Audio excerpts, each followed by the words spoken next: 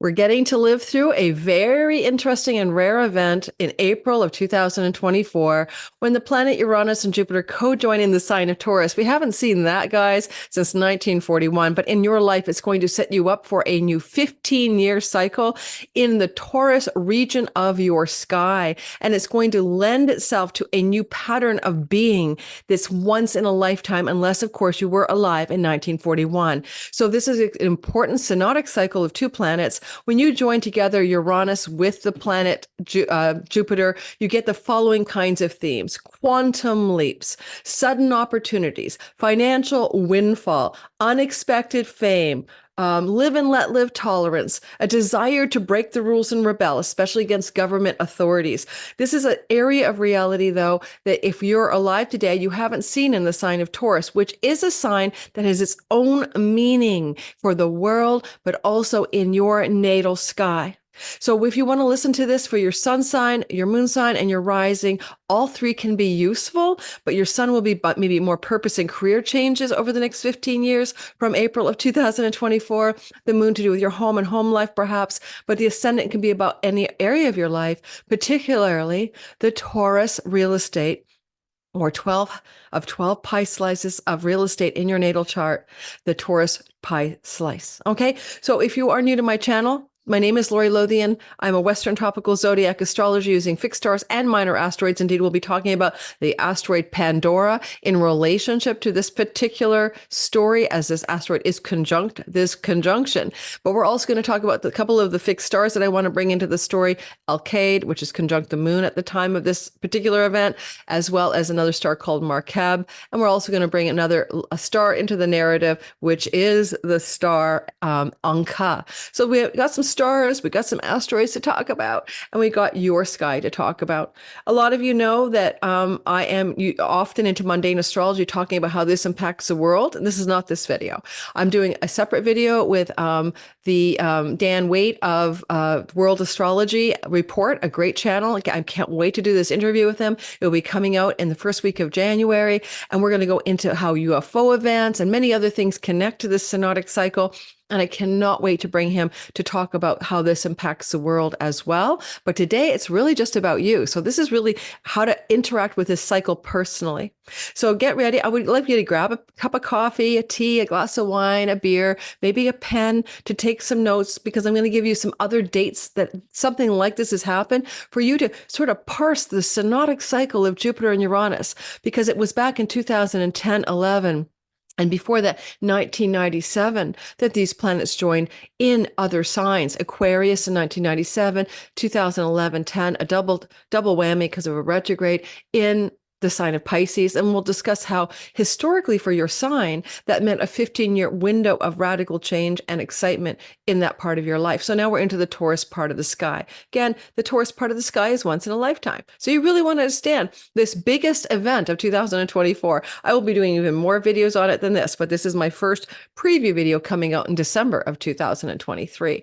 Also, if you're new to my channel, my 2024 fundraising videos are out. I create 75 to 90-minute videos, 12 of them that you get. You can listen for Sun, Moon, and Rising, get the PDF access to the hidden videos, and share with friends and family as stocking stuffers. It is at the ho Christmas price of only $59 if you missed my pre-sale price of $49. After that, in January, it goes up to $77 and will not be reduced unless there's some big reason to, like, I don't know, a celebration event. So check it out. You might want to know how to see the whole year, all the big transits for your sign, Sun, Moon, and Rising. And in the description box below is the link to buy that product. Or you can buy the single signs a la carte for $25 each. All right, so let's talk about a few ideas that I have about this intensity of what's coming up in April before I show you the sky and we move into the big picture, together. The asteroid Pandora, the myth of Pandora's box, is conjunct this particular occasion. And I want to say that's intense. Pandora at 20 degrees and 55 minutes, basically at 21 degrees. Conjunct Jupiter at 21 degrees and 49 minutes, and Uranus 21 degrees and 49 minutes of the sign of Taurus, around 9:57 p.m. Eastern Standard Time, is the story of the sky next April. This energy unfolds and falls through the sky for the world initiating a new synodic 15, 14-year cycle in the sign of Taurus. Again, not seen, by the way, since 1941, not seen again in Taurus until 2107. So this is like an 84, 85-year cycle. Now, Pandora is a myth. She was the first woman created by the gods. Okay, so it's not Eve, it's actually Pandora. And she basically had a gift, a box given to her by Zeus, Pandora's box. And she was told never to open it. Well, never tell anybody never to do something, because you know what that does. It makes them curious. And it was actually given to, I believe, her husband. But anyway, they weren't to open it. And as soon as everybody was not looking one day, she had this curiosity, and there was other factors, and she opened the box, and the swarm of troubles befell the world. It was a trick and a trap. Okay. What kind of things came out of Pandora's box? Sorrow, disease, violence, greed, madness, vice, old age, and death to plague humankind forever. But unfortunately, Zeus didn't know that in the bottom of the box, Prometheus, the guy that stole the fire from the gods for humanity, obviously an ally for humanity, had tucked away hope. So inside that box, or whatever this was, metaphorically, is hope. And so it is obvious we have the violence, madness, old age, death, vice, disease, and sorrow on planet Earth. It's never been more obvious to all of us during the Israel-Gaza debacle that happened because you might be listening to this in 2023. I have a whole video I'm going to do about how the Israel-Palestine situation is going to flare September, October, November next year. And I'll wait for that one. And I'll be explaining what's going to happen then. It does not look good for the situation in the Middle East. Okay, but in the meantime, we can collectively say we've experienced the worst of humanity in the last couple of years, as wars and plagues have both been upon us. Now, hope is in the box. And Jupiter is justice, and Jupiter is goodness, and Jupiter is guru, and Jupiter dispels the darkness. And he's with Pandora's box, in which the last thing left in the box was hope. So this is a positive vibe to me. I mean, Jupiter can say, we need to bring hope to the Taurus part of your sky. And he may also, with Uranus, say exhilarating, inventive, quantum leaps of hope, of something good trying to happen for the world and for each of us in our own lives. It happens to be that also this Jupiter-Uranus conjunction forms a nice, tight, flowing relationship called a sextile to Mars at 22 degrees of the sign of Pisces, also conjunct Saturn at 15 degrees of Pisces. So when I go through the all signs, I'm going to talk about that Mars-Pisces access point, because it's kind of baking in, like, how you bake something into clay. This sky is an inciting moment, right, of the beginning of something new. And it bakes in, just like a solar return bakes in a year of meaning, it bakes in this flow from Lord Mars in the sign of Pisces to the Taurus conjunction of Uranus and Jupiter. At the same time, the moon will be at the exact time anaretic at 29 degrees of the sign of Virgo, in a trine to the conjunction at 21 degrees of Taurus. And that particular energy feels positive to me as well. Although anaretic 29 degrees are about turbulence, they're also about wisdom. It's an old moon energetically. Indeed, it's a gibbous moon, which is actually going to be full a couple of days later. So it's waxing gibbous, which Stephen Forrest calls the helper shaman, the helper lover moon. And it's about teamwork and partnership and looking at the world through the lens of what's possible when we combine our efforts together. And then it's an old moon by degree, which can bring sagacity and wisdom. So we will talk about that. I'm going to show you the sky, particularly the relevance of the star Alkaid conjunct the moon in this narrative. Now, anything else I want to say, general? Yes, of course. I never fail to bring into the story Renn Butler's amazing book. I now have information about the book in my description box below, because I reference this book a lot. Friend and teacher. I've studied archetypal astrology with him, although I'm traditional Hellenistic astrology myself. And I want to just read you a few of the things he says, okay, if you don't mind, about the Jupiter-Uranus conjunction. And maybe this can give us a kind of a feel for what's going to happen, not just in April, although I would say April 20th, maybe a week before, 2 weeks after. Things might be happening that reflect these words I'm about to describe in your life. Dramatic breakthroughs, quantum leaps, sudden unexpected openings and awakenings, exciting feelings of freedom, and space, illuminative or Promethean types of ecstasy. Well, Prometheus is the one who left hope in that box. The potential for now the darker sides, the shadow, manic and impulsive excesses, hubris, overwhelming pride, attraction to get rich quick schemes, new age ideals that promise liberation without pain or effort. So he has some good quotes about this energy. Hope springs eternal in the human breast by Alexander Pope, who was born with Jupiter Uranus trine. So hope springs eternal in the human breast. Well, we have hope in the bottom of Pandora's box. And Nietzsche says, when the right path opens, there is no hesitation. I love these quotes. When the right path opens, there is no hesitation, because these are people born with Uranus, Jupiter energies in their own natal chart. And so make sure I got everybody right. Yeah, hope springs eternal. That's Alexander Pope. Oh, sorry, Nietzsche is the sacred yes. I promise. I'll get this right. Nietzsche has the sacred yes. And then when the right path opens, there's no hesitation. You are enthused and experience an absolute abundance of yes, an absolute abundance of yes. That's Caroline Casey, who's an astrologer. And finally, Failure is Impossible by Susan B. Anthony. Just get the gist of that. Failure is impossible. Hope springs eternal. When the right path opens, there's no hesitation. You're enthused with the existence of an absolute yes. Okay, so you get the gist, right? Whoosh. And there's much more in his book about what these two archetypes do in combination with each other. I thought I'd give you some of the gist of it. So here we're going to go and show you the sky, go through all signs. Again, take a pen and paper because I'm going to give you some other dates to go back to. I think I'll give you the other dates now, and then we'll go into the sky together. I want you to go back to of course, May of 1941. That was when the Jupiter-Uranus conjunction happened. If you're somebody born before that and you're listening to my channel, well, congratulations for exploring astrology at any age. And now we're moving into the other things I want you to think about. I want you to go back in time, right? I want you to travel back in the Wayback Machine of your life and go way back to May of 1983. For some of us, you weren't born. Often I give you people these synodic cycles. You go, I wasn't born then. I know, but if you are born then, go back to 1983. Were you alive? Were you an adult? Do you have memories? Were you a child? May of 1983 through to February of 1987 was the cycle of Jupiter, Uranus co-joining in Sagittarius at 5 degrees. I'm going to use me as an example. I was a young woman finishing university. And at that time, when this conjunction occurred in 1983, I was finishing my last year of a psychology program. And I decided not to do the 4th year, which takes me to do a master's. I only wanted to just graduate with my BA in psychology and mass communications. And I suddenly had this like enlightening bolt insight that I should go into journalism school and apply to a journalism school for the fall of 1984.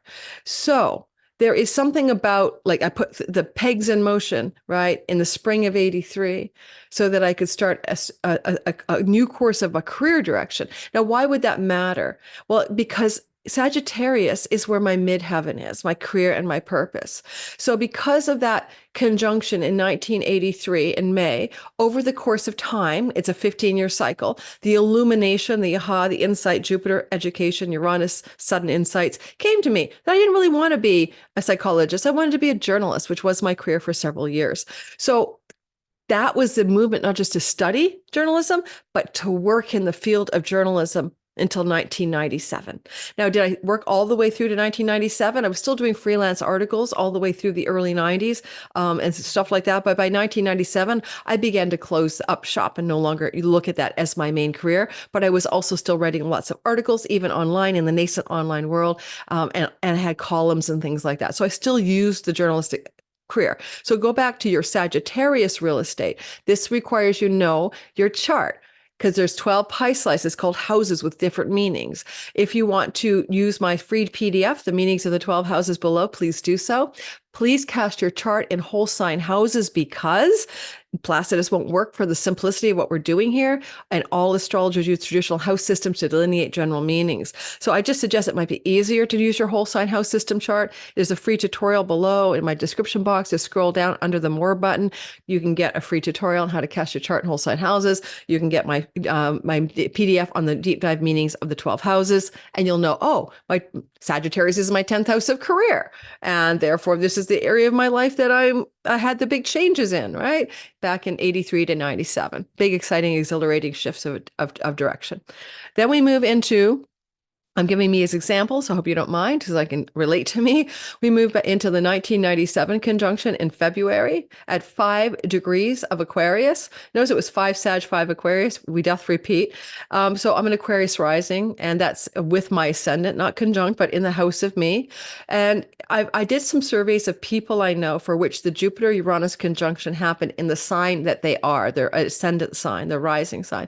The most common experience of the people I queried was radical, dramatic life changes, career, marriage, relationship, home, everything up for grabs. So this is something I've researched with people who've lived through this, so, the Sag risings went through it in like 83 to 97. And now we have the Aquarius risings, and then we'll talk about Pisces next. So I had, the death of two parents, the end of a marriage, the change of home and country, the change of career direction completely. There was so much shift regarding what happened between 1997 and 2010. That's our window, or 1997 to 2011, because 10-11 there was a double conjunction. So you can go back and go, how did your reality dramatically shift? If you are, by the way, an Aquarius rising, but you'll need to know where your Aquarius house is. It could be the house of your children, house of your marriage, house of your home, house of your career, house of your earnings. So I'm not going to do that here for every sign. Go back, see what happened in your Aquarius chunk of real estate in your celestial sky between 1997 February and 2010.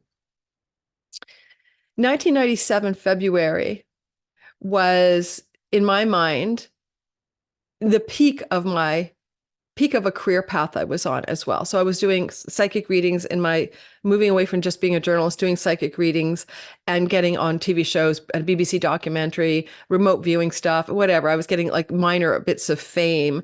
And it really started to pick up as that fame story in 97, 98, 99, right? So it jolted me into some success personally, but it also really, my whole life changed, like home, marriage, death of two parents, a lot of stuff went into new directions. So think about, if you are Aquarius rising, that could have been the case too. And then in 2010, 2011, 2010, 2011, really, I'm going to go with it was a September 2010, then January 2011, Jupiter, Uranus conjunction in Pisces. Now, go with the one in January because it was the last one. They were both 27, 28 degrees of Pisces. The Pisces risings were the ones who felt what the Aquarians felt, from 1997 to 2010. And then before that, what the Sagittarius risings felt, 1983 to 1997. If you're a sun in these signs or a moon, let me know in the comments below how it worked for the sun and moon signs. If you had a Sag sun or moon, or you have an Aquarius sun or moon for, the 83 cycle, and then the 97 cycle. The 83 cycle beginning for Sages, the 1997 cycle beginning for Aquarians, and then 2011 in earnest January. Although there was a touchdown in September of 2010, the Piscean world was getting ready to be rocked, right? So I talked to a few Pisces who had incredible dramatic changes in their lives, change of marriage status, change of home, change of career, everything just up for grabs. Because when you change something in the first house, you're like at the steering wheel of your life, or you're at the vantage point, like the ultimate personal viewpoint of everything around the sky. And if you change the radical shift in your identity, everything else changes as well. It's like literally a bomb in the epicenter of how your character sees his or her whole world, really. How my marriage, my home, my children, my career, my friends, my money, etc. All the meanings of the houses. Just so you know, we're going to get the next one in April of 2107 in the sign of, I forgot the sign. Oh, it's Taurus. That's the next one for the Tauruses. But the next cycle that we're going to have in the shorter term, right? When does this next cycle happen? It's going to be, I wrote it down. What's the next one? Which sign gets it next? Let me just go back and look at my notes. I'll be right there. I should have had that ready. 2037 in the sign of Cancer. So you guys are up next. Cancer, Sun, Moon, and Rising, 2037. Big energies for all of those Cancer folk. Okay, so let me show you the sky. Let's talk about the stars. Let's talk more about the asteroid. Let's look at that sextile to Mars. If you're new to my channel, try me out, like, subscribe, all the drills, because I put out 20 videos to 30 videos a month. I do live premieres where I chat in the premiere. If you're in the live premiere right now and listening, you're one of my regulars, hit that like button. And also thank you to all my regulars. You know who you are. Misbehaving, L.A. Taylor, you got the entire Crystalline Alchemist, Ace of Spades, Jupiter 8, Purple Table Tarot, and more. Thank you for being a part of my crew who supports me in the live premieres and gets me excited about chatting about astrology with you as we watch the videos together. That's a live premiere, and we get to know each other. And plus, you might have questions about your sign, and I answer it the best I can without doing a personal reading. Okay, so I'm going to show you the chart, and we're going to go through all signs pretty shortly. I'm trying to think if there's anything else I want to say about this. Yes, I knew there was something. Let me show you the chart and then I'll say it. Okay. And then we'll do all signs. So here's the sky. I've taken out lots of planets not to make it too busy. Okay. Just in case, like you're getting bedazzled by the sky. But here's the deal. This is what we're looking at. And you can see here, we have good old Venus and the North Node, pretty well conjunct, by the way. And the reason we even bothered to put her in the story is she is basically the dispositor of what's happening in Taurus because it's her kingdom. And so we might want to note that Venus is with Rahu, the North Node, and she's looking over here. But in ancient astrology, this is called an aversion, but in modern, it's called a semi-sextile. It could indicate that she's not paying much attention. It could indicate that she's not really watching over, governing, or helping or hindering this. Plus, she's not in good dignity anyway here. She's a little, in her Xena warrior princess tomboy mode in Aries, but she's not really focused on this, really, in my view. So this is kind of happening without her observation. But on the other hand, the sun is here. And that's kind of cool because the sun is, the soul. It's the deeper part of all of our lives. And it's in the sign of Taurus in its, in this place when this is occurring. There's Pandora, there's Jupiter, Uranus, and there's that triple conjunction, right? And there is over here, Mars at 22 degrees. And in fact, Jupiter and Uranus are moving toward a perfection of that conjunction, of that sextile.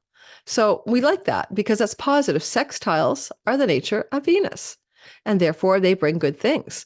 And Mars, in this case, will try his best to honor Jupiter. Why would Mars honor Jupiter? Because he's in Pisces, which is in traditional astrology, not Neptune's home, but Jupiter's home. So here is Mars in the home of Jupiter. And if you were my house guest in my house, wouldn't you try to help me out, please me, do things that would be pleasing to me as my house guest? And Jupiter can see or witness this house guest behind his shoulder, down back there. And so there's a communion or connection. So Mars is going to endeavor to support Jupiter, right? So Mars is going to work with Jupiter. And, Jupiter-Mars energy is its own thing. In fact, Jupiter-Mars energy, let's do a Renn Butler moment together on the fly. I wasn't planning that. But what does Mars do in a positive relationship with Jupiter? Just as a basic delineation. Why not learn as we go, right? I mean, I can tell you what I think, but I love the eloquence of Renn Butler's book. And so I just like to default to his eloquent with archetypal wisdom. So Mars, Jupiter, positive, exuberant energies, wholesome physical confidence, talent for good timing and synergy, fortunate action. That's how I would have said it. Fortunate action. Perfect. Boldness, enthusiasm, decisive decision-making, fortunate action, cooperation, synergy, courage, intelligence, effective activism, actions guided by higher ideals. Jupiter's higher ideals. Mars is action warrior hero here, swimming in the Pisces Sea. The courage of one's convictions, Nietzsche, the courage of one's convictions. So you get a sense of the courage of one's convictions with the big yes, anything is possible, Jupiter-Uranus conjunction, quantum leaps as well. So that is to me extremely exciting. And in fact, with Renn Butler's take on Jupiter-Uranus, I believe he also has something along the lines of quantum. Did I actually do the Jupiter-Uranus with you guys? I bet you I didn't. Jupiter, Uranus, dramatic breakthroughs, quantum leaps, sudden unexpected openings or awakenings, excited feelings of freedom, illuminative, and Promethean ecstasy. Yeah, I did do that. Get rich quick. Okay, so you get the gist. Okay, so we have a lot of intensity here in the sky. We've got the sextile that bakes in over the next 15 years. It's as if this is a template for your next 15 years and for the world. And over here, there's a moon, anoretic, old, but with Alkaid, the star of female mourners, and Markab. Now, Markab is closer to this moon that is in a flow or a trine. This creates, by the way, what we call a wedge. There you go. And wedges are positive energies that kinetically break through where Jupiter and Uranus are, the tension between Mars, opposite Moon. Let's face it, the Moon is mother, but this is in the sign of wellness and health. The Moon is nurturance. The Moon is, emotional stuff. Mars is opposite the Moon, so there's a lot of tension there. And we can break through the tension in some way by looking at what this star Markab wants us to do. So let me just grab Markab. I have to stop the share. Well, I'll read Markab in a minute. When I'm annotating, I completely lose the ability to navigate the back end of my computer. So Markab is with the Moon. Alkaid is the star of female mourners from tragic or catastrophic difficulties in which everybody is crying. I remember when Ruth Bader Ginsburg, the Supreme Court justice, passed away, and a lot of women were mourning. The star of female mourners was very active in her sky. I mean, transits and stuff at the very time this was occurring. Okay, so here's what the star female mourners is about, and then what Markab is about. We'll get all signs going in a sec, I promise. I do want to talk about United States in a way in a minute, about 1983, because I made some notes about that. I'll be talking more about that with Dan Waite of World Astrology Report, but I want to just touch on it briefly today. Okay, so here we go. So the star female mourners is associated with calamitous events, mass sorrow, and denotes change and symbolizes cyclical nature of life. So we have had a lot of mass sorrow and certainly a lot of female mourners, as we've seen, several thousand children killed and mostly women and children in the Middle East recently. Markab is the star of Argo Navis, the ship of Argo associated with the sails and symbolic journey of life, freedom of movement and search for the new. Channel energy well, become confident and purposeful. This is the write-up on my software. Saturn is with Ankaa, and so the Moon is with Alkaid and Markab. So it's kind of like freedom, search for the new, confident, purposeful, but also coming out of this female mourner archetype. The Moon is anoretic, maybe the end of a time of mass sorrow. Ankaa is a chief star of the constellation of the Phoenix, Phoenix rising, and indicates transformation and change, evolutionary growth, letting go of the old to embrace the new. And that's with Saturn, and Saturn is conjunct Mars. Saturn is like a sidekick story, really, because Jupiter and Uranus have already been talking to Saturn and they're behind in moving forward, whereas Mars is at 22 degrees and it implies a connection that is kind of more intimate to 21 degrees and 59 minutes, right? Like that's more intimate. And whereas the 15-degree Saturn is an older story. Now, technically, Mars is moving faster than Jupiter and faster than Uranus. So it's almost like he had a conversation with the two, like on the cusp of the conjunction. Like Mars was like, okay, guys, you're going to go into this conjunction. It's a big deal on the 20th of April. I'm going to have a precursor warm up pep talk in the locker room with you, in the locker room for the swim club, because it's all about water. All right. So back to the chart, back to the sky, back to some stories. Now, the whole US story in brief is this. Then we'll do your sign. I promise we'll do your sign. Back in 1983, the conjunction happened at 5 Sag, and the United States has its rising sign in the Sibley chart at 12 Sagittarius. So what happened in the wake of this Jupiter-Uranus conjunction, which brings freedom, rebellion, liberal tolerance, live and let live, rebellion? Yeah, it brings a kind of anti-establishment, like don't do it the way it's been done before. Uranus is very rebellious. Jupiter is the law, or the way things have been done in legal or governing matters. And it's interesting to see what happened after 1983. We had the fall of the Berlin Wall in 89. We had Glasnost, in which Russia decided to be friendly with the rest of the world in 1985.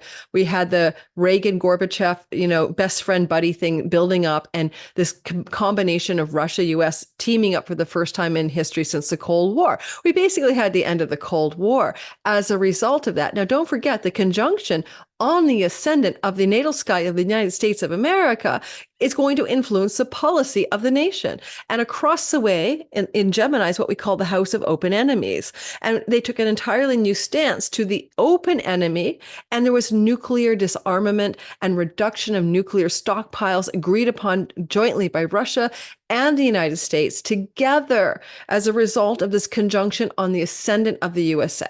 All right. So you can see that how this can really play out for the world. In 1997, the conjunction was in Aquarius, the ascendant of modern day China. How has modern day China radically been re-envisioning itself and its place in the world since 1997 to 2010? Holy moly, go do your history.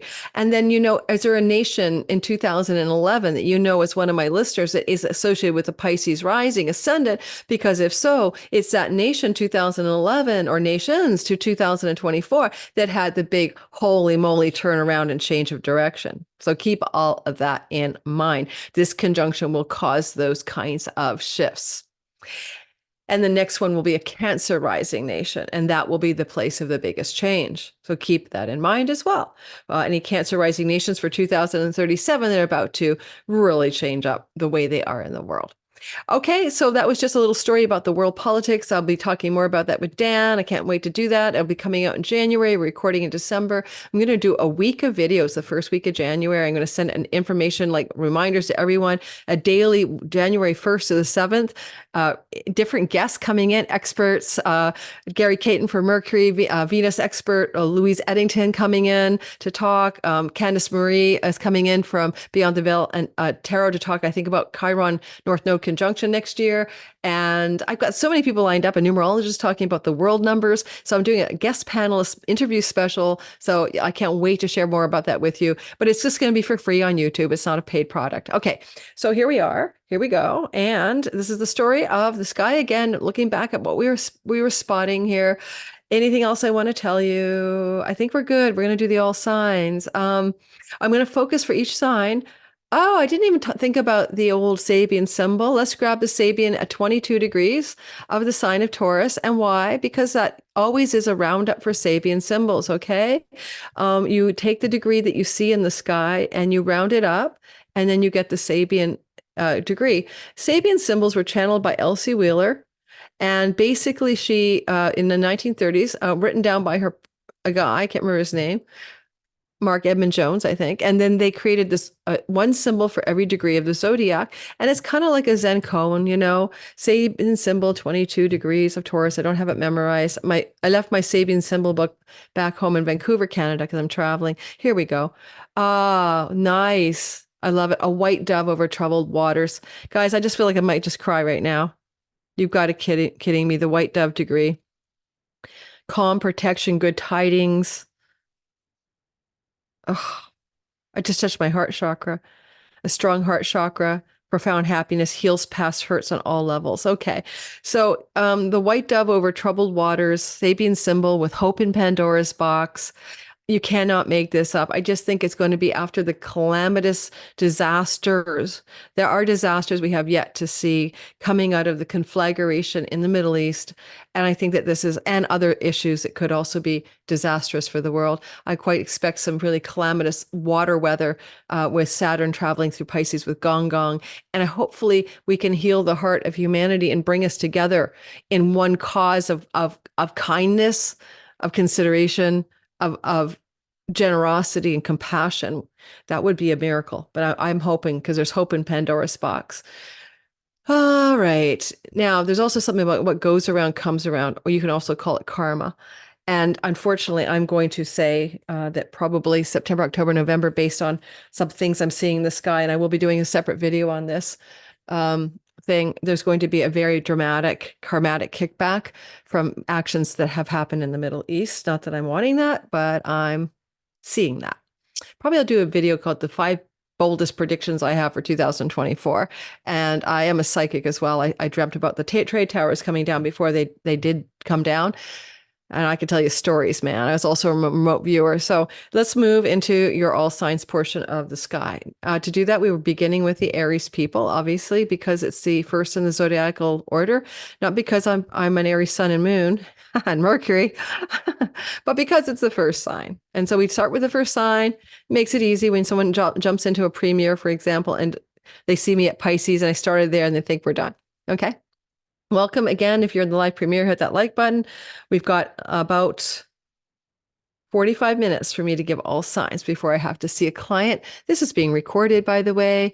on December 10th, Sunday, probably airing 2 days later into the general public. Early access, ad-free content for $5 a month, 3 meetings with me a month, up to 3 meetings with me, classes, stuff you don't see back. It's my backroom deals. It's my private backstage pass over at Patreon. If you want to see a little bit of that, you can get 3 free courses from me just by trying me out for $5. It's a part of the package of enticing you to try me on Patreon. And that sale ends at the end of December, or that enticing offer. So check my description box to learn more about that as well. Okay, so let's talk about the Aries people. I mean, first of all, there's a big deal going on here of some hope and some breakthrough and some illumination and some sudden opportunities for maybe even unexpected fame or fortune or financial windfall or expansion, right, in your earnings house.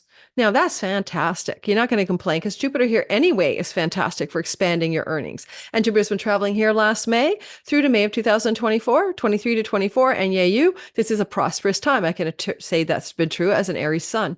And my income has really exploded as a result of this.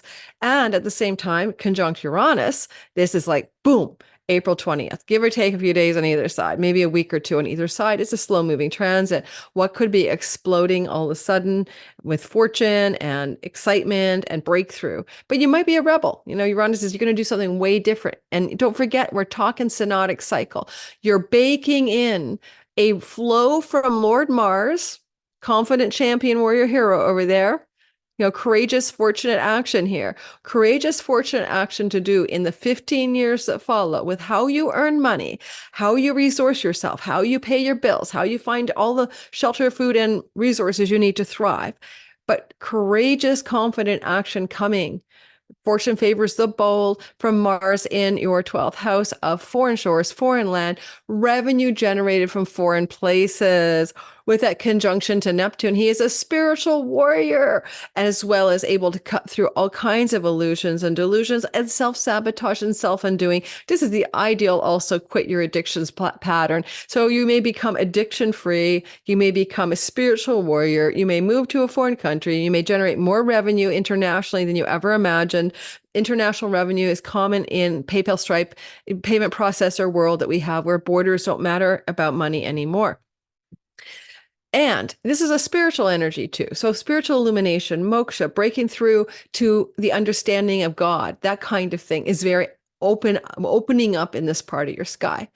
I find it's interesting that if that's true, that you can do that in a very stabilized way, it does support expansion, growth, and hope in your earnings real estate of your sky, especially if you've had the woes of Pandora's box in the past. This is a turnaround story. The sun is here in your second house watching over this whole story. And I like that a lot.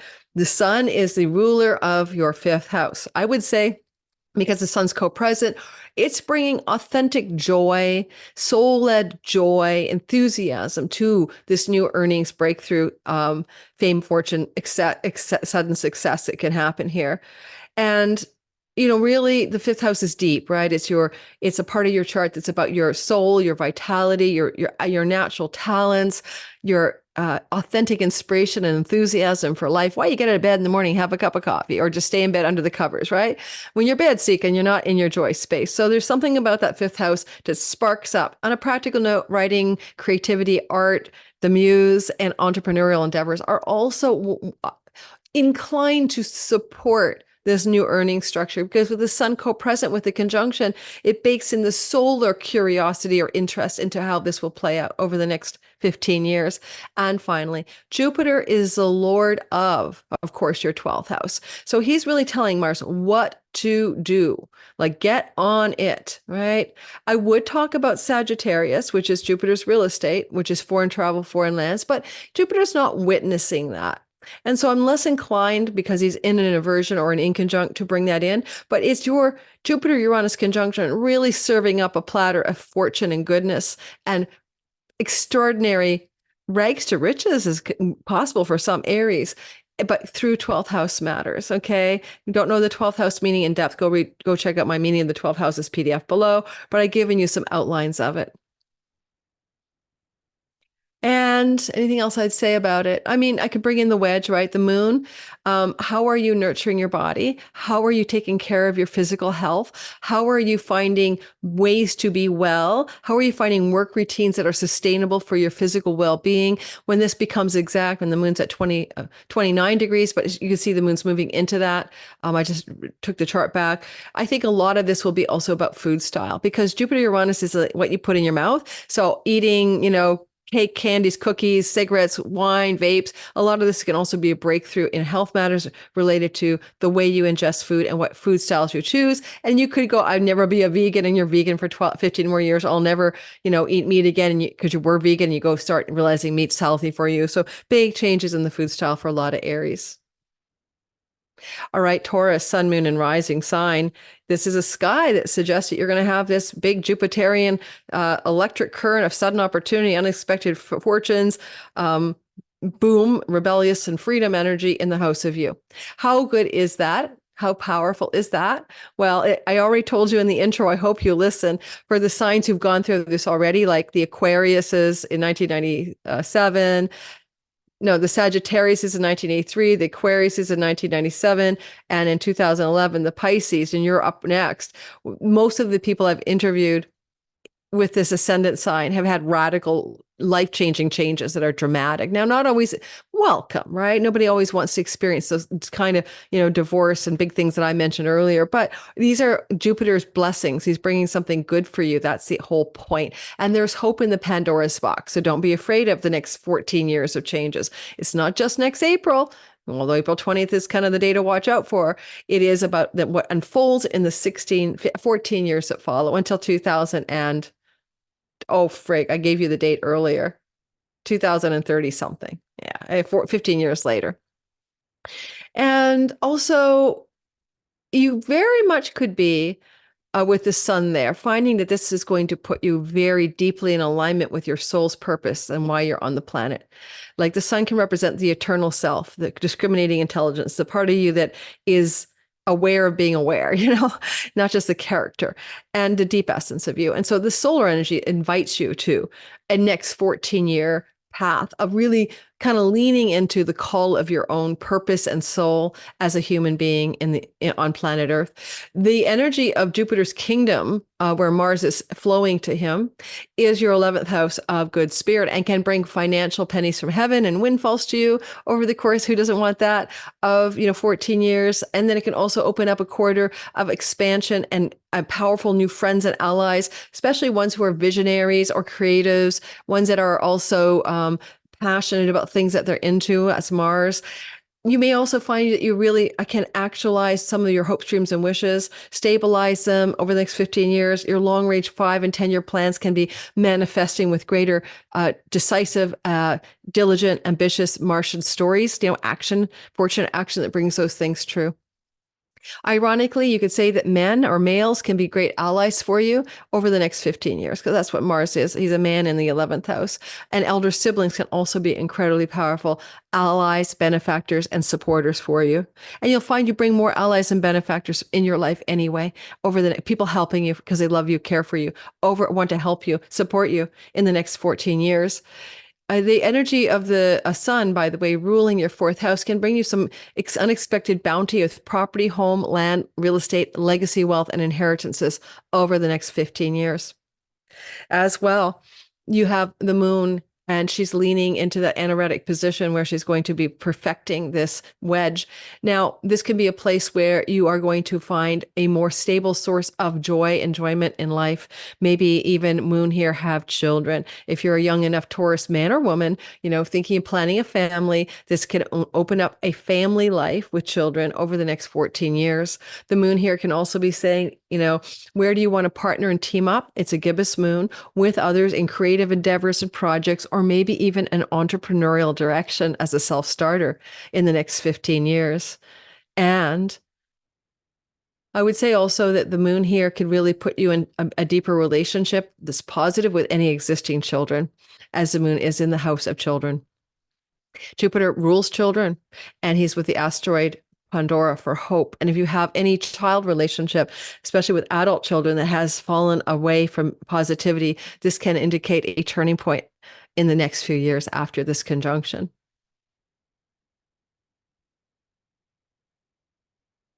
Okay, we're going to keep going because anything else I'd say? No. Got to get through all signs. Gemini, sun, moon, and rising sign. This is a story that happens, as I said, April 20th, but it's synodic. It's going to take 14 years to unfold in its fullness. And I hope you listen to the beginning, everyone, because you understand the broader cycles, because it's important. But anyway, I'm not going to repeat them here. But here we have this cycle because, 1997 for you Geminis, it was in your marriage house, and then in 1983, it was in your, 1983, it was in your marriage house. In 1997, it was in your academic and foreign lands and courts house. So look at the cycles. And don't forget to hit the like button if you're in the live premiere. All right. So basically, this is kind of subtle. I'm not going to lie here. This is good for spiritual enlightenment. Are you looking to wake up and figure out what's true? Are you looking for moksha, liberation, samadhi, nirvana? This is good for that. So definitely Jupiter Uranus can be spiritual illumination, a spiritual breakthrough. Anytime, could be April 20th, but in the 15 years that follow, prioritizing it. If you make money from foreign shores and foreign lands, there is something there too. The hope is there, of course, but also there is the exciting illumination of sudden opportunity, expanded awareness. It could be a sudden opportunity to make money abroad, to move abroad, to make money with an international company. But these kinds of things of prosperity from far off foreign lands and foreign entities becomes a thing for you over the course of the next 15 years. It's not just a one-off. Now I have my progressed sun in Gemini, and yes, you can listen for a progressed planet, but your natal sky is fundamental. The progressed planets are secondary, okay? People ask me that all the time. All right, moving on to Mars is in the house of Jupiter, and we'll take orders from him, right? So basically Mars is saying something like, yeah, I got this. We're going to amplify the Gemini's career. We're going to make that career way big. We're going to pop it up big time. It makes me the Jeffersons 1970 sitcom, moving on up to the big time, to a deluxe apartment in the sky.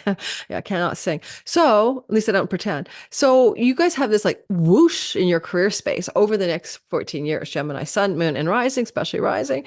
And there's also this sense of moving your career into a spiritual warriorship, an alchemically magical place. It's like authentic, fortunate action, Mars, courage and boldness connected to Neptune.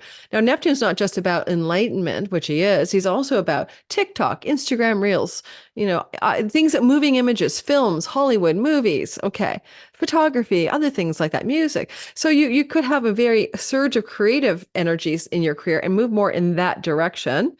Storytelling as well, screenplays as well, but it also can be a more spiritually aligned career because don't forget the sun, which is your deeper purpose, is connected to this new expansive jolt of goodness and it's flowing with this whole Jupiter Uranus in a whole sign sextile to Mars in the 10th. And whatever Saturn's doing here is like anything that happens here over the next 14 years, it's stabilized, right? It's sort of like you got a fixative on it, a stabilizing element, so that it's not just a one-off, but a real more stable fixed pattern of career success.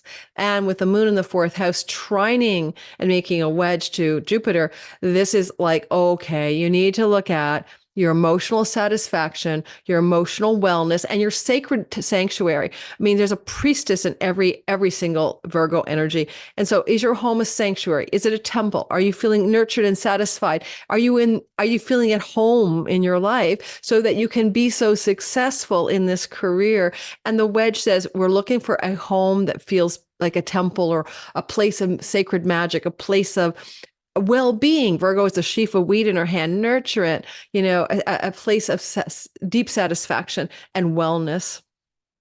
So that you could find that the next 15, 14 years brings you a very beautiful new home. The moon is in the house of the home and the moon represents the home. So beautiful new homes, career expansion, and all those 12th house meanings. Cancer, sun, moon, and rising sign. Well, you guys are coming up next in like 2037 or something. So your next as a big conjunction will hit you directly. But right now it's not here yet. Instead, this conjunction is happening in your 11th house of good spirit. This is the house where Friends and allies will benefit you. This is where your dreams and wishes can come true. This is where a little bit of pennies from heaven can come raining down upon you. A little windfall luck sometimes. It's your karmic rewards. It's a really good house. It's lucky, in that way. So you might find that this is going to dramatically jolt your financial wellness in an unexpected windfall. Could it be April the 20th? Yeah, sure. But it could also be over the next 14 years. Then you also could say that maybe you're going to have some kind of unexpected, exciting, and radically positive development that brings you personal luck and prosperity because it sextiles you from something that's going on with a friend or ally or elder sibling. And also, you may find that this can open up a vista of greater career gains for you because the gains of the 10th house come from the 11th. That can be awards, promotions. That can be, winning the Academy Award, but it can also be like, whoa, the gains are like, I'm making a lot more money. So your career could be prosperous and more thriving financially, less to do with your reputation, just more how much wealth or goodness you receive from your career. And Venus is in the house of career, although she's not paying any attention to the conjunction in my books. The sun represents your purpose. The 11th house is your deepest goals and dreams, particularly your 5-year plan, 10-year plan, forward looking, how you want your life to look. And so the sun is, you want it to look like you're in alignment with the essence of the divine mind and the soul. And this conversation with Mars in the 9th house is a Dharma house. We're doubling down on really moving Cancers into a Dharma alignment. However, book publishing and storytelling, fiction, creativity, movies, Mars, 9th house, book publishing. Some Cancers maybe get swooped into a successful window of time over the next 14 years of book publishing, academic success as well. Also the chance to travel extensively around the world or be involved with international things like NGOs, international groups, humanitarian organizations. Success in legal matters is probably pretty well guaranteed with Mars fighting for your rights, and he's trying to help Jupiter and give you unexpected bounty. This certainly can look like a lawsuit settlement going in your behalf, and you get some money from it, but you're successful in academics, in third marriages, in book publishing, in foreign shores and travel. Oh, and in finding your spiritual path. Mars here is looking to find the fortunate action and bold courage to follow a deeper path of true spiritual philosophy or faith for some of you Cancer people. Finally, the moon in the 3rd house can indicate there's something going on around your younger siblings, your trips and travel agendas, or your online world. It certainly is the house of writing, and the Virgo sign supports writing, and the moon is in her joy here. So anyone who's a Cancer rising or sun or moon who wants to write and publish, wow, great success, even maybe fame, is Jupiter, and the 11th can bring fame, sudden fame from writing projects for some of my Cancer people. However, online world, social media platforms, websites also belong to the 3rd house, as well as neighbors and neighborhood. So you may be finding your home, your ideal neighborhood, the place you really want to land over the next 14, 15 years. And you certainly, with the South Node baked into the 4th house, it can definitely indicate a definite change of home over the next 14 years. And it can be to another neighborhood. And connections to younger siblings are prioritized over the next 14 years in a positive way. Okay. If you want to move into a divinely scrying career where you tell people the future, or you're giving people guidance, that's the very moon in the house of the goddess story in the moon's joy, and that can open up windows of that kind of opportunity as well for a lot of Cancer folk. Leo, sun, moon, and rising sign. Here we have this story of a conjunction that we haven't seen, of course, since 2011 or 1941 in Taurus, in your 10th house. I really encourage everyone to please listen to the intro to understand the longer cycle of the last such conjunctions in your life. And if you skipped ahead, go back. It'll help you. And so this is a career story, Leos. Wow. Unexpected fortune, an opportunity, and success in your career. Some extreme yay you energy going on here. Quantum leaps in your career success. And hope is up there with Pandora for places where you've struggled to really feel like you're okay. Your career success is also aligned with solar energy, bringing you more in touch with deeper purpose and career than you've had in this life so far. And even though it happens April 20th, remember that this unfolds over the course of 14 years. So it's not a one and done, although things may happen in April. And you can see that Mars is in the house of Jupiter in his Piscean mansion, in the house of chunky money or money shared with your business partner or marital partner. Mars here can bring you the ability to separate monies out from others that you need for yourself, alimony, spousal support, inheritance monies as well. So there could be some thrival and benefits coming to you over the next 14 years for inheritance money, especially from an elder with Saturn there, a grandparent perhaps, or from a longer term marriage. And so some of you indeed may experience in the 15 years that follow, 14 years that follow, this kind of financial wellness. You may also be very spiritually inclined to passionately take fortunate action in the occult arts of tarot, astrology, alchemical, magical, paranormal, and supernatural things. We talk to dead people sometimes in the eighth house of death. And Neptune here can help your visionary ability. And you may be very opened up as a result to some deeper awareness of these other realms of being. And finally, you have Moon in the second house of earnings. Now, this Moon is trining Jupiter. I mean, yes, it is a story about your financial wellness in your earnings sector as well. The Moon and Mars can tussle over who's got dominance. Should I live off my inheritance or should I get a job? But at the end of the day, Jupiter's saying, why not both? Let's do both, right? He flows in a very fortunate way to the Moon in your earnings house, indicating financial success through your job, your earnings, and your resources, and the possessions, as well as food wellness and substance wellness. And this is a really great opportunity for most Leos to really refine the food into a sacred, more devotional and nutritional direction. If that's not something you've already done, it can bring you into touch with healthy comfort food that nurtures you over the next 14 years. But the lunation is also that teamwork lunation. It's a waxing gibbous moon, and you may be looking for some way to team up and work in partnership with others in order to succeed in your earnings and finance and your career, not always having to do it alone.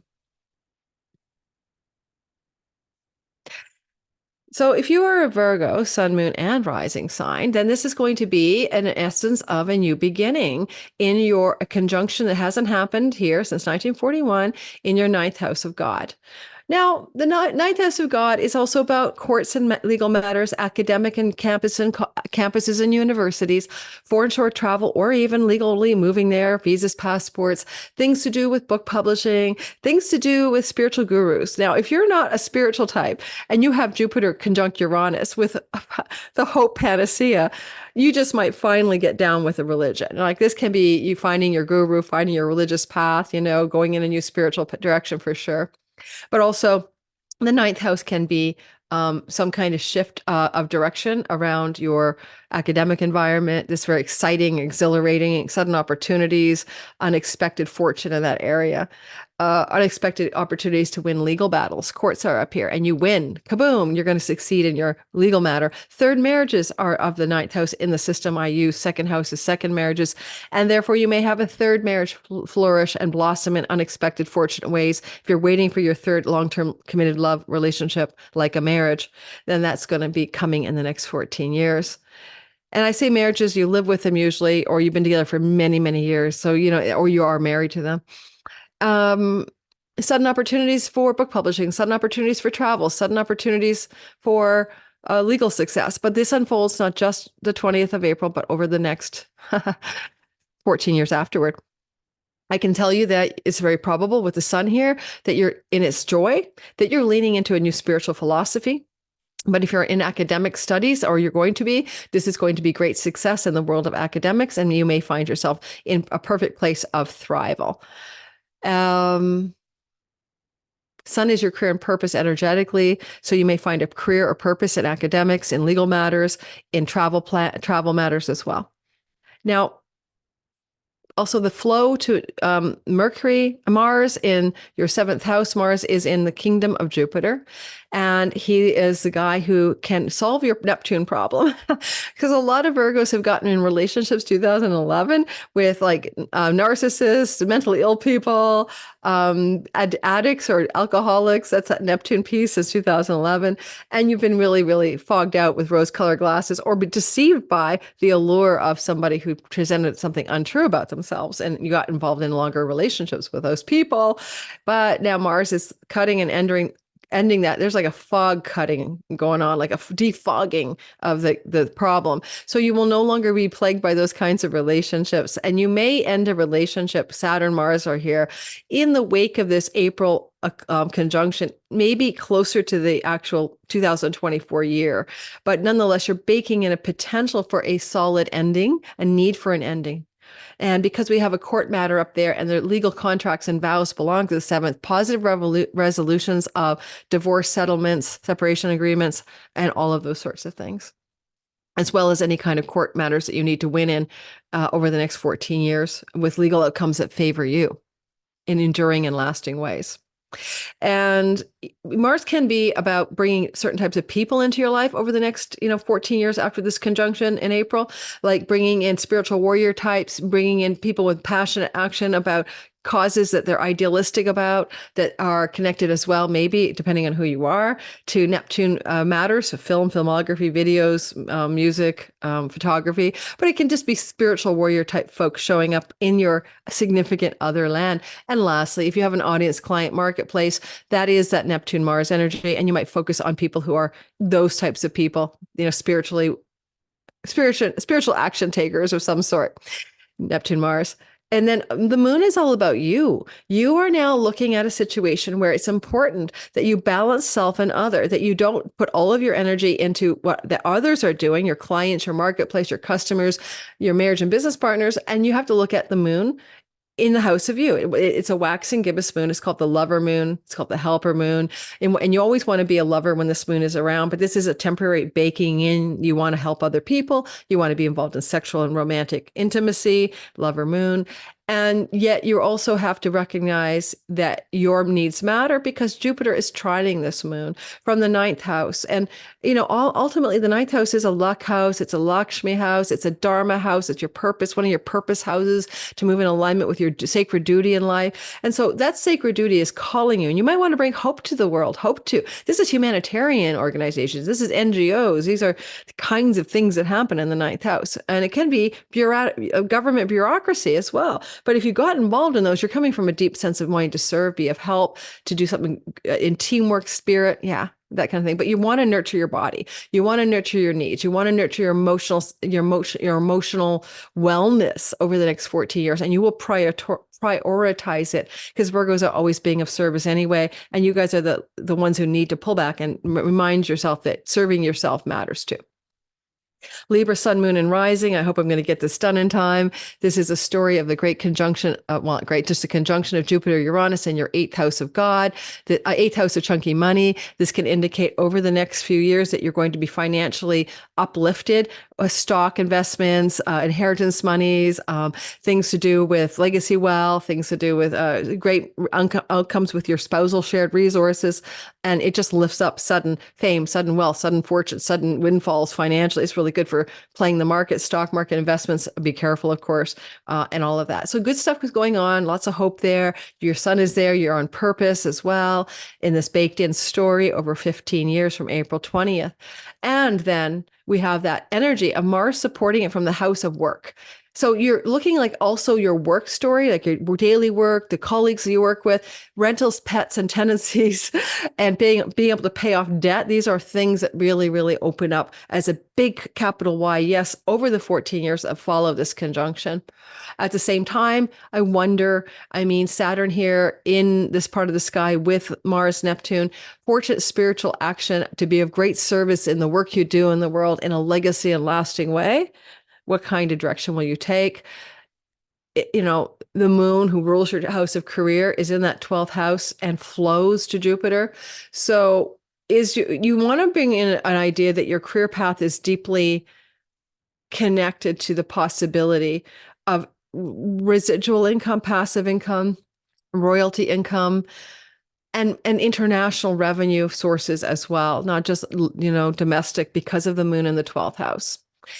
And you may also be feeling that perhaps one of the things you need to do is to really clear up some of your spiritual karmic baggage in a way that allows you to thrive and prosper away from the workaday hustle and into more how your own resources that you have, including your 401k and your investments, can be a base for physical wellness and being healthy, because the moon in Virgo is about that health. And it's, if you have addictions or self-undoing patterns and habits and substance addictions, it's also going to, especially with Mars in the 6th house, cut those out of your life, Libra, over the next 14 years for sure, for sure.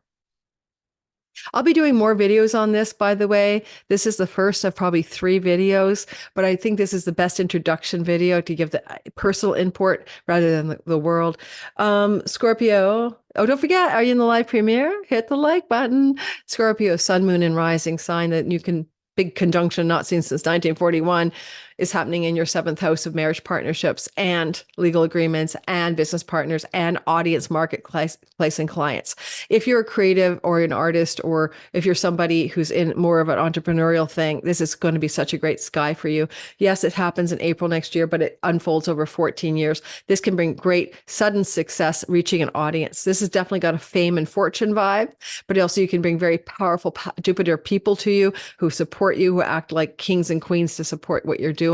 And there's hope there in the house of the clients, the audience, and the marriage. And if your marriage partnership has been stressed out or struggling, this Jupiter-Uranus conjunction can revivify it or regenerate something really powerful in that type of relationship. And of course, all matters legal contract can be beneficial and super successful over the next few years. Sun says you're doing things on purpose with people that you would like to orbit as well. Sun can be like, you're really called to like orbit those people, and or your marriage type partner is having an experience of a real glow up as well. Not just over the April, but in the 14 years that follow. You have Mars wanting to support what Jupiter is up to from his Piscean mansion in the 5th house. Writing, art, painting, performing, creating, the muse, entrepreneurial endeavors, children, fertility and pregnancy, enjoyment of life, fun, play, pleasure, using your natural born talents and skills to reach out to other public world. This is really wonderful for all the Scorpios. Any Scorpio, my son's a Scorpio rising, who like him is writing songs and just had a first mini viral break on TikTok. This can really amplify greater success in that area. With Neptune here, also filmmaking, filmography, videography, and music are highlighted. But also Neptune says your fortunate action is aligned with your spiritual values, and with the sun in your 7th, your soul. And moon in the 11th can bring fame. However, moon in the 11th also says you need to attend to matters to do with the people who wish to support you and receiving their assistance, your elder sibling assisting you in some way, or maybe really looking at how that lunation, which is almost full but not quite, waxing gibbous, wants to express itself in a way that is of the team spirit, to work with others in partnership, but it's also the lover moon. It's very Tom Jones and sexy Elvis and pelvis thrusting and throwing your underwear into the audience. So you may unfortunately want to say, I don't know if you're sex symbol energy here, but you might find some kind of notoriety or fame, probably fame. It's a flow to Jupiter in that kind of part of your life if you are creative. Okay. If you're an entrepreneur, it just means greater gains in your career through the lunation in your 11th, baking into the story. And that's probably about it. Anything else I want to say?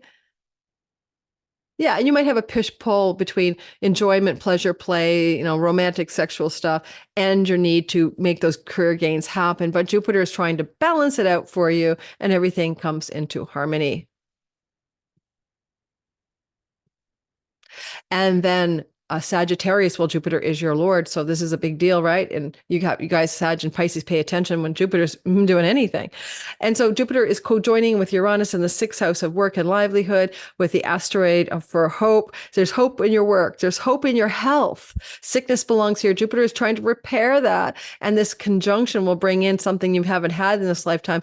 Sudden fortunate turnarounds and health challenges, free, liberated, and from health, or finding unconventional ways to heal yourself. And it can bring positive, unexpected fortune regarding debt relief, financial debt relief, and or rental and tenancy and opportunities. And with the sun here, you're moving into alignment with work that's purposeful, work that isn't on purpose for who you are.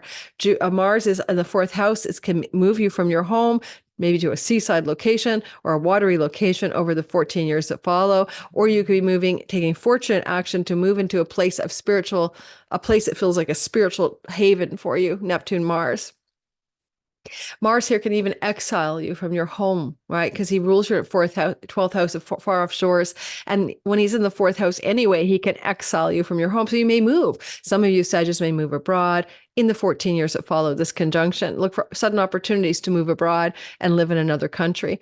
And the moon is up at the 10th house, and you're in your career space, your reputation space, your visible actions. It's a helper, lover moon, gibbous waxing. And you're like, oh, there's something I'm supposed to be doing in my career that's quite visible and popular, maybe, or ideally well received by the public and or by people around me in the career space. And so there's a possibility of an up level in your career and your work environment. These are Artha houses, 10 and not 6, and also one Moksha house, the 4th. So a little spiritual enlivenment, deep cutting, by the way, of anything from your family of origin, growing up, being a child, ancestral line,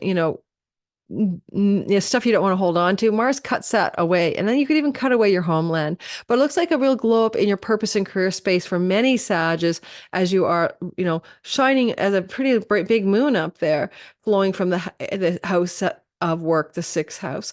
And finally, great for getting a new pet, April 20th or any time in the 14 years that follow, that will bring great spiritual satisfaction to you in your home.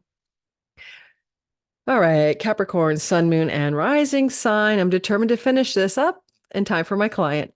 You are experiencing the conjunction of Jupiter and Uranus, seen in 1941 last in Taurus, in your 5th house of romantic love, children, fertility, entrepreneurship, creativity, and the house of the muse.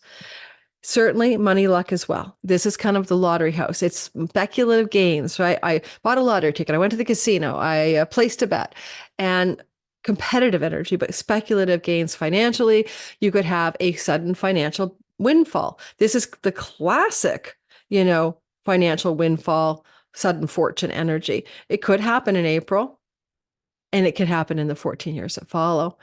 And there's hope here if you've been stressed out about, getting pregnant, or about your children relationships, about your romantic and sexual life, or about your financial situations. This is going to bring hope and boom, expansion and success. And if you're an entrepreneur, yay you, just a more sudden expansion and success. And you're on purpose here with how you find joy. The sun is here, new ways to find joy in life that are deeply purposeful for you. And we say, Mars says, yeah, I'll help out from the 3rd house of younger siblings or siblings in general. I'll help out from the house of the neighbors and neighborhood, cousins, short distance travel, online world, and skills-based learning. A lot of you could benefit here by writing. Mars is in a writing house with Neptune, the storyteller. And some of you Capricorns will experience some success in creative and writing projects in the 14 years that follow. Saturn is the lord of your sky, stabilizing what Mars and Neptune are up to. And so this can also say that you could create legacy writing projects or do legacy work on the online world. Now, some of you may be locally neighborhood types, and you could set up a business in a local neighborhood as well over the course of 14 years with this entrepreneurial 5th house, working with Lord Saturn and Mars Neptune in your 3rd. Open a store, a tienda, a restaurant, a cafe, or a bookshop or something, You may move your neighborhood. Mars is about moving, a neighborhood near water, a neighborhood that's spiritually enlivening for you, a neighborhood with Saturn that is going to last a long time. This is a story that can unfold over the course of, 14 years. Good for financial windfall, though. Yay, you. And then the moon is talking in the top of the sky. Oops, she moved. Oh my goodness. I hope the last sign I kept her in Virgo. If I didn't, I might have to go back and listen to this video and put it like a strip of revision over it, because I just realized she'd been moving around here. Yes. Okay. So the moon is in the top of the sky. Let me go back to the last sign, because now I'm having the Lori moment of doubt. Yeah. Yeah. So there I did. Whew. So Sagittarius, I had the moon in the 10th house. Praise the Lord. Yeah. So the moon is actually in your 9th house of God. And this is where you're going to lean into spirituality, faith, spiritual philosophy, academics, foreign lands and travel, foreign shores. Home is the moon, a foreign home. Some of you Capricorns will move to a foreign country and have a home in a foreign place over the course of the next 14 years, especially with a North Node in the fourth house. So new foreign home for some of you Capricorns.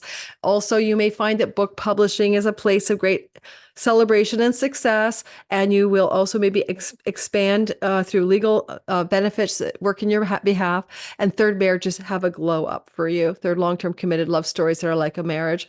And everything says, bring me more joy. Jupiter says, bring me more joy. And more joy is coming for you. As well as travel, lots of travel. Forgot to say, houses 3 and 9 are active. Lots of travel over the next 14 years for most Capricorns. Now we have me. I'm one of you, Aquarius rising, sun and moon. The conjunction is happening in your fourth house of home, property, land, real estate, family, childhood, mother, parents. Sometimes as a general principle, it's the house of the mother in my books. Things down here often are done in the privacy of your home, your private life as well, your nest. Well, prosperous nest, sudden fortune in the nest, sudden expansion and luck in and from the nest. Opportunities for a beautiful new nest are all possible. Sun here can mean that you're working in the nest, from the nest. Career happens at home. It's like literally when the sun is in the fourth house, it's like in a natal chart, often you could take over your father's business, but you could work from home, a career purpose from home. So if you are Aquarius who needs or wants to do a home-based career, this is good over the next 14 years. Sun here, you have hope here. If you've been feeling a little hopeless about your home and private life and what you can do there as an Aquarius rising, I've moved homes now a dozen times in the last few years. It's been crazy. So if you have had that happen, all that moving back and forth, and you're a little bit tired of it, then this is going to be a more of a hope and a sudden fortune regarding property, home, and land. Now, as well, you can say that Lord Saturn wants to support this move in home and health and fortune in home through your earnings house. And he is a self-starter here, good for entrepreneurship. He also is very passionate about earnings in a spiritual way. But if you have earnings through film, filmography, video, photography, music, creativity, imagination, storytelling, film, video, screenplays, or TikTok, YouTube, Instagram, any videography platform, Mars ambitiously, passionately, fortunately takes action with Neptune to support this bounty in and from your home. It is going to be a financially prosperous 14 years through the work you do, but also through the moon in your 8th house of chunky money. Money you share with your partner, inheritance monies, money from investments, money from your 401k, money. So it's a very prosperous cycle for most Aquariuses over the 14 years that follow. It can also lend itself to buying a beautiful home, and it may happen sooner than later. The moon is in the house of mortgages and banks and loans, flowing to the Jupiter conjunction in the house of home. Sudden opportunity to buy a new home or sell a new home, sell a home, buy a home, either one. But probably buy, because the moon is saying, I want a home, and I want to borrow some money for a home. So some of you will be buying a home next spring, probably, are finding a beautiful new home to rent, because the moon rules the house of rentals as well. So buying or renting a beautiful new home, sudden luck, sudden fortune, sudden opportunity showing up perhaps April, May, but also this is a theme that prevails over 14 years. Saturn also says any kinds of earnings upticks that start up from this 14-year cycle will be lasting, resilient, enduring gains, right? Not rags to riches or ups and downs in that earning, but rather lasting and resilient and lasting. And if you change a home of any note, some of you will be finding a forever home, so to speak, because of Saturn in a sextile to the whole sign stellium in your 4th house. Oh, finally. Yeah, your food style. I mean, Mars says, yeah, you want to be, lucky in the home and bounties in your private life. He can also really help you cut away any addictions, and good luck for all of us wine lovers middle way. That's my new book, because that's exactly what it is. Like, you can cut Neptune addiction, Mars cut, Saturn stable in the house of things you put in your mouth. So that's a new call for Aquarius is struggling with loving their wine on the daily with their dinners. No, I'm not talking about being an alcoholic, but you know what I mean? There's a point where you got to think about maybe a ginger ale would be a better option. And then Pisces, sun, moon, and rising. We're finishing the last 5 minutes with you. This is a story of a conjunction that happens every 1941, every 80 odd years. And it's here in your 3rd house. Please, everyone listen. Oh, hit the like button, subscribe. And if you're in the premiere, please like the video. This is going to be a story of a new beginning that brings fortune and opportunity and unexpected goodness. in your quantum leaps in your third house of siblings, cousins, neighbors, neighborhood, writing, online business, entrepreneur, online stuff, writing projects, things maybe to do with, I said siblings. This also can be about travel and skills-based education. Jupiter loves to learn. You may be starting some kind of new learning, or you may become a teacher. So that can happen, sudden opportunities to teach, sudden opportunities to learn, and opportunities for travel. Now, obviously, since it's a 14-year cycle, it can indicate a 14-year cycle of a lot of travel, not just one day, but travel, travel, travel. Mars is supporting all of that. Mars is like, well, unless you have your floating IC and whole sign houses in the third house, and then it could be a change of home, but a fortunate change of home. But because Mars is supporting this from the house of you are taking fortunate action. You are using your personal willpower in a connection to Neptune, divine intelligence, unconditional oceanic love and oneness. You're able to apply that energy, visionary abilities, action with visionary abilities, trance states, visionary imagination toward what you're doing in the third house. Now, third house is a house of the goddess. Scrying, divining, fortune telling can work for some of you, but with Jupiter, teaching as well. You may be a coach, a guide, a guru, or a therapist for other people. If you're not yet, some Pisces will take that role on over the next 14 years. It can be a sudden change, exciting opportunity to change your neighborhood, though, or a travel opportunity next April, but it unfolds a series of positive developments to do with themes of travel. Ideas can happen to you like a big download, aha, eureka. Your mind and ideas belong to the third house. And you may wish to communicate rebellious, freedom-loving, breakthrough energy that brings hope to the world over the course of the next 14 years. Now, the moon is going to be landing in your seventh house of marriage, and this will open up the helper-lover moon in the house of marriage, auspicious energies for single Pisces regarding the next 14 years around marriage and marriage partnerships, but equally for business partnerships and the ability to attract an audience and a public. Moon in the seventh makes you popular with the people, and you may become quite a popular teacher, popular writer, popular something or other, instructor with the people over the course of the 15 years ahead. And the moon is also connected, of course, to the word home. And so maybe you'll find a sense of home in a relationship, or you have a sense of homecoming, or even finding a new home with a significant love type relationship. You're so serious because you got Saturn in the house of you. You're taking your life a little more seriously than you might normally do. And this is a part of the narrative because changes of home are going to be having a sort of enduring, resilient, serious, perseverant quality. If you move to a new home with a partner, you're likely to make a choice of a lasting place. But Yannette, you do have a lot of travel. And lastly, maybe with the sun in the third house, there's an energy here of finding your truest purpose in alignment with the house of the goddess. And so again, some of you may pursue careers that are about writing, careers that are about communicating or teaching, or even giving scrying, divining, and fortune-telling guidance. Third house matters. Into the public audience and marketplace, and do very, very well. And lastly, legal contracts of any kind belong to the seventh house.